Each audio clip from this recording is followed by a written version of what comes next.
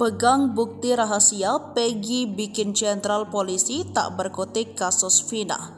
Susno prediksi mengantongi bukti kuat, Peggy Setiawan diprediksi Komjen Susno 2J menang di sidang pra-peradilan yang akan digelar di Pengadilan Negeri Bandung Senin 24 Juni 2024. Sebab berdasarkan jejak digital membuktikan Peggy di Bandung saat kasus Cirebon terjadi. Hal itu dibeberkan pengacaranya Sugianti Iryani. Sebagai Kabareskrim Polri 2008 hingga 2009, ia melihat gugatan pra-peradilan ini dalam pengawasan publik maka akan berjalan fair. Mudah-mudahan jalannya fair kalau dilihat dari alat bukti bahwa ini kelihatan sulit menyatakan bahwa penahanan atau penangkapan Syah itu sulit pungkasnya. Sebab menurut Susno, Polda Jabar kesulitan mendapat alat bukti lain selain keterangan saksi dari saksi Aep dan Dede. Jikapun ada, sulit bagi saksi yang diajukan penyidik untuk membantah alibi Peggy.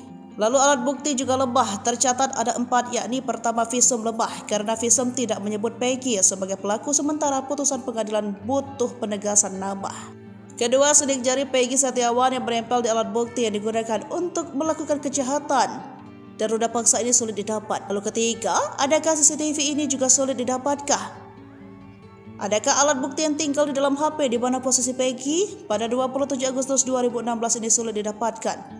Jadi kita tunggu hakim yang adil, ujarnya. Sementara bukti Peggy sangat kuat, terutama alibi melakukan jejak digital Facebook. Pengacara Peggy Iryani, yakni saksi polisi, akan sulit membantahnya, yakni Jumat 12 Agustus 2016 Peggy mengunggah status Bismillah OTW Bandung.